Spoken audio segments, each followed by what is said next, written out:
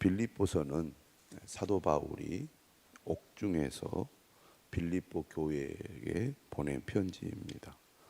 빌립보 교회 성도들은 처음부터 바울을 도왔던 특별한 교회였습니다. 바울과 친밀한 관계를 맺어왔고, 이에 대해 바울은 늘 고마운 마음을 빌립보 교회에 가지고 있었습니다. 오늘 본문은 2장 1절부터 연결이 되는 내용입니다. 바울이 강조하는 것은 2장 2절에 보면 마음을 같이하여 같은 사랑을 가지고 뜻을 합하며 한 마음을 품어 아무 일에든지 다툼이나 허용으로 하지 말고 오직 겸손한 마음으로 각각 자기보다 남을 낮게 여기고 각각 자기 일을 돌볼 뿐더러 또한 각각 다른 사람들의 일을 돌보아 나의 기쁨을 충만하게 하라. 이렇게 강조했습니다.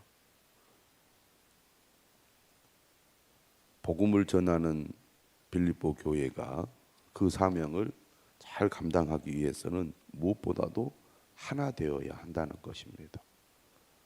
하나 되려면 무엇이 필요한가? 오직 겸손한 마음을 가져야 된다는 것이 빌립보서 2장 말씀의 핵심입니다. 오직 겸손한 마음으로 각각 자기보다 남을 낮게 여겨야 한다는 거죠. 그러면서 오늘 본문에 어떻게 말씀하고 있느냐면 겸손의 모델이 예수 그리스도라 이렇게 얘기합니다.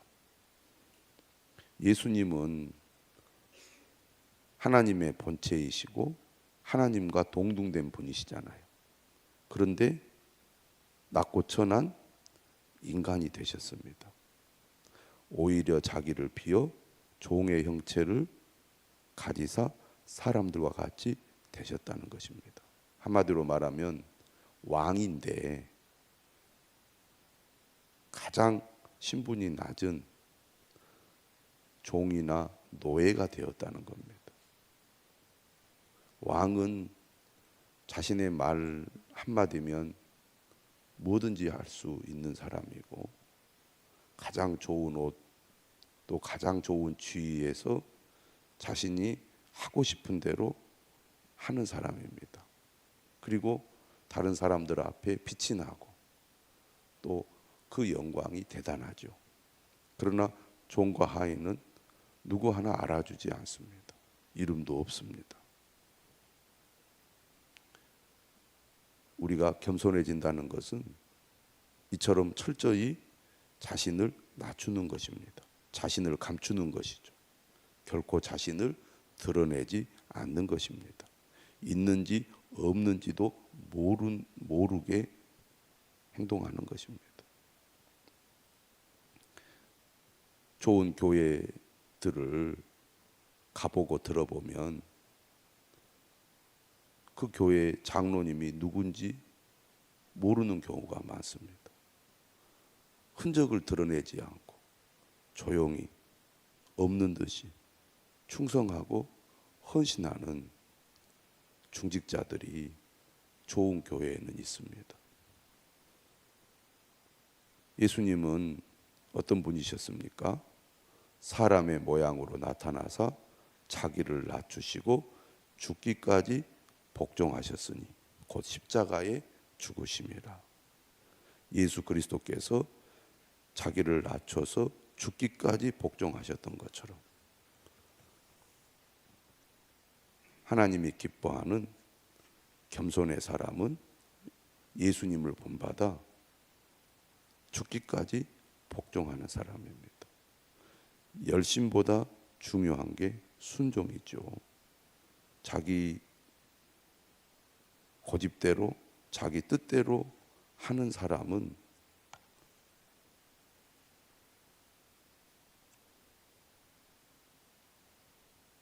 좋은 결과를 얻을 수가 없습니다. 교회는 예수님을 본받아 철저히 자기를 낮추고 자기를 감추고 자기를 드러내지 않고 자기 고집대로 하지 않고 죽기까지 복종하는 사람들에 의해서 교회가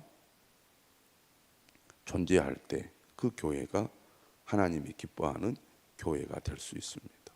그러므로 어린아이 신앙일 때는 자기를 드러내고 자랑하지만 신앙이 자라고 또 역할이 커지고 책임이 클수록 자신은 사라지고 오직 그리스도만 드러나고 하나님의 영광만 나타내는 사람이 되어야 합니다. 예수님처럼 자기를 낮추고 죽기까지 복종할 때 하나님께서 어떻게 하십니까? 9절 이하에 모든 이름 위에 뛰어난 이름을 예수님에게 주셨던 것처럼 지극히 겸손한 자가 되어 자신을 죽기까지 복종하는 자를 하나님께서 높여주신다는 겁니다. 그리고 그런 사람이 하나님께 영광을 돌리는 사람이 된다는 거죠. 그래서 12절 뭐라고 얘기하냐면 이렇게 얘기합니다. 항상 복종하여 두렵고 떨림으로 너희 구원을 이루라. 항상 복종하라는 거죠.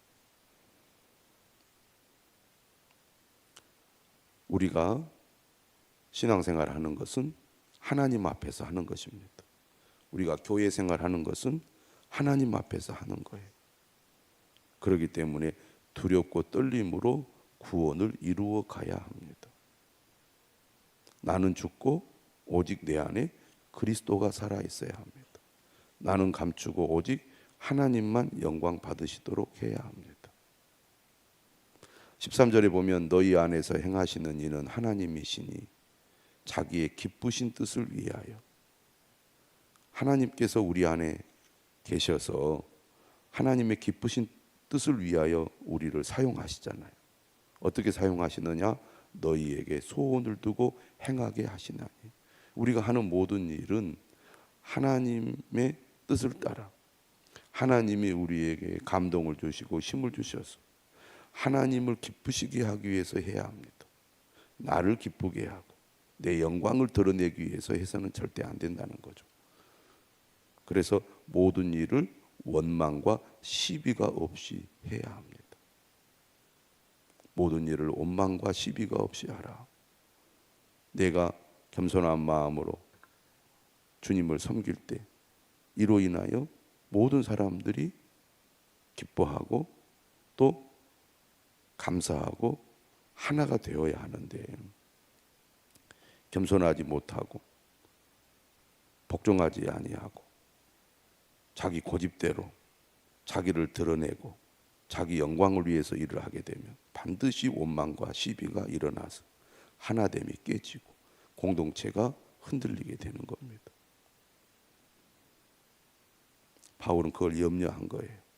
열심히 누구보다 복음을 위해서 헌신하는 빌립보 교회 성도들이 하나가 되어서 하나님의 영광을 위해서 쓰임 받아야 되는데 겸손하지 못한 사람들로 인하여 공동체가 흔들릴 것을 걱정하고 있는 겁니다.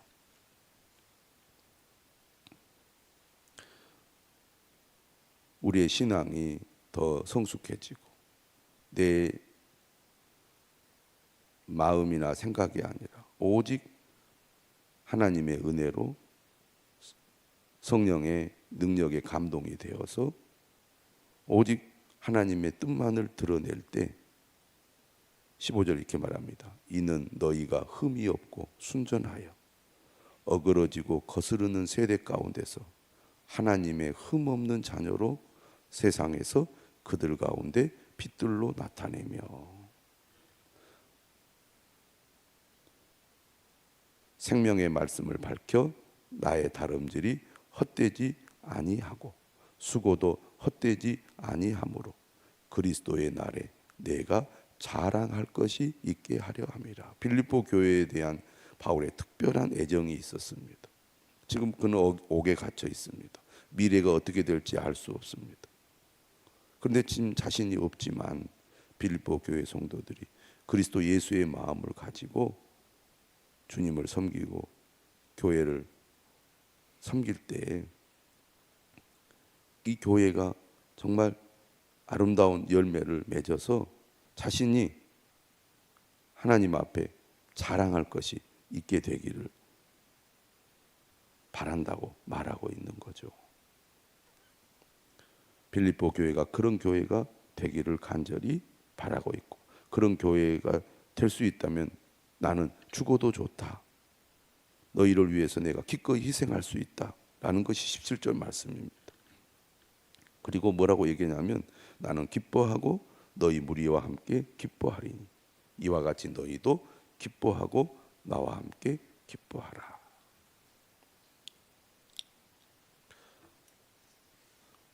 오늘 사도 바울은 두 사람을 소개하고 있습니다.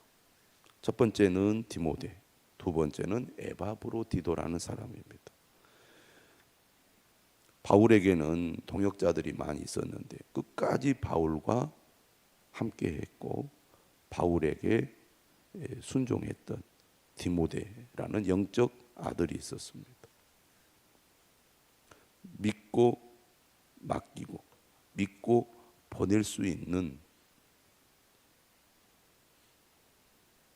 동역자가 있다는 것은 큰 힘이 되지요.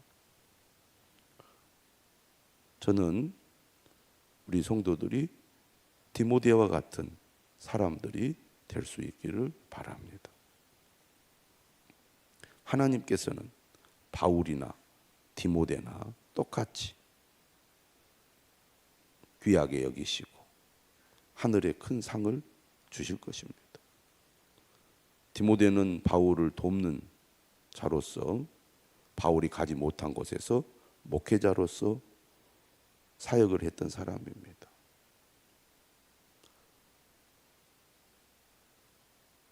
디모데는 어떤 사람이었습니까? 바울이 디모데를 빌립보 교회에 보내려고 하는데요, 이렇게 얘기합니다. 20절에 이는 뜻을 같이하여 너희 사정을 진실히 생각할 자가 이밖에 내게 없음이라.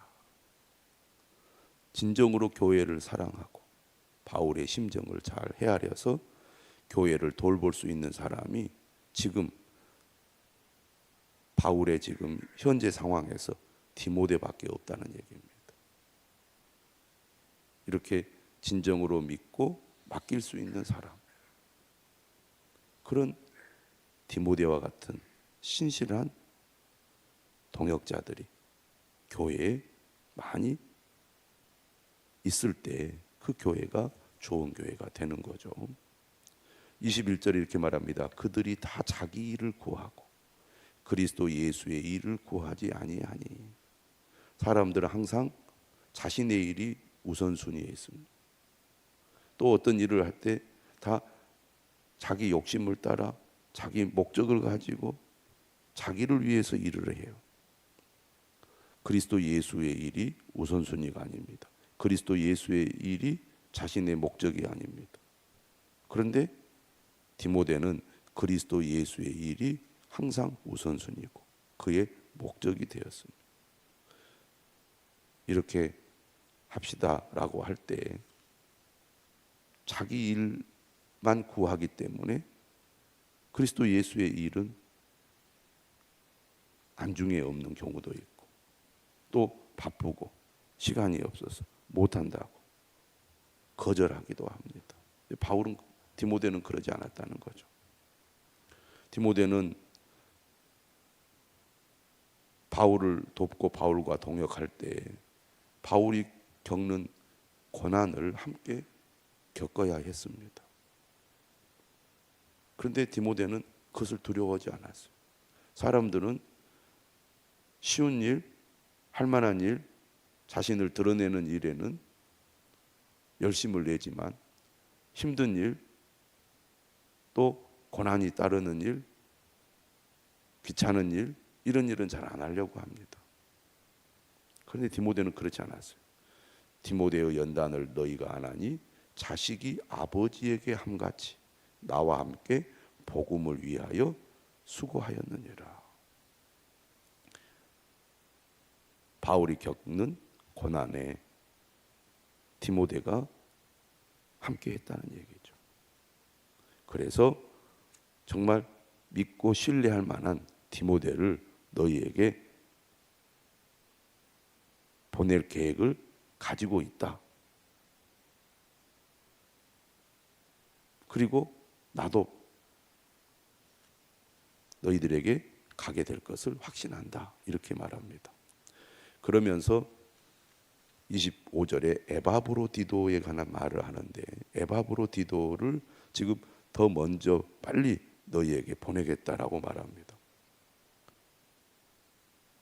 에바브로디도가 누구냐? 25절에 보면 그는 나의 형제요, 함께 수고하고 함께 군사된 자요, 빌립보 교회 성도로서 바울과 함께 교회를 위해서 수고하고 또 열심히 싸웠던 사람입니다. 너희 사자로 내가 쓸 것을 돕는 자라. 그러니까 에바브로디도가 빌립보 교회의 대표로 바울을 도우러 지금 로마로 왔다는 얘기죠. 그들이 준 선교 헌금을 가지고 바울에게 와서 바울과 함께 있었던 사람입니다. 그런데 로마에 왔던 에바브로디도가 그곳에서 병이 들었어요. 26절에 보면 그가 너희 무리를 간절히 사모하고 자기가 병든 것을 너희가 들은 줄을 알고 심히 근심한지라. 에바브로디도는 어떤 사람입니까? 빌립보 교회를 너무나 사랑하는 사람입니다. 근데 자신이 병든 것을 빌립보 교회 성도들이 알게 되었다는 것을 알고 걱정을 했어요. 괜히 나 때문에 우리 교회 성도들이 힘들어하고 걱정할까 봐 근심한 겁니다. 그러니까 그는 자신이 병든 것을 걱정하는 것보다 자신이 병든 것 때문에 빌립보 교회 성도들이 걱정하는 것이 더 근심이 된 거예요. 근데 그가 실제로 어떤 상태에 있었습니까? 27절에 보면 병들어 죽게 되었어요. 그만큼 심한 병에 걸렸다는 거죠. 그런데 하나님이 이 에바브로디도를 고쳐주신 겁니다. 그래서 28절에 보면 더욱 급히 그를 보낸다는 얘기죠. 왜? 빌립보 교회 성도들의 걱정을 덜기 위해서입니다. 그래야 바울도 더 걱정하지 않을 것 같다는 얘기죠. 이처럼 에바브로디도는 바울을 돕기 위하여 빌립보 교회에서 옥에 갇혀 있는 바울을 찾아왔고 그곳에서 병이 들었지만 하나님이 고쳐주셨습니다. 이처럼 바울을 돕는 일에 헌신적인 사람이 바로 에바브로디도였던 거죠. 그래서 그들이 다시 에바브로디도가 돌아가면 여러분들이 잘 맞이해주고 귀하게 여겨주십시오. 그렇게 말하고 있습니다. 마지막 30절에 얘기하죠. 그가 그리스도의 일을 위하여 죽기에 이르러도 자기 목숨을 돌보지 아니하는 것은, 그러니까 목숨을 돌보지 않으면서 그리스도의 일을 위하여 바울을 섬긴 거잖아요. 헌신이란 바로 이런 겁니다. 목숨을 아깝게 여기지 않고 죽음을 두려워하지 않고 끝까지 그리스도를 위하여 일하는 그 삶이 헌신의 삶입니다.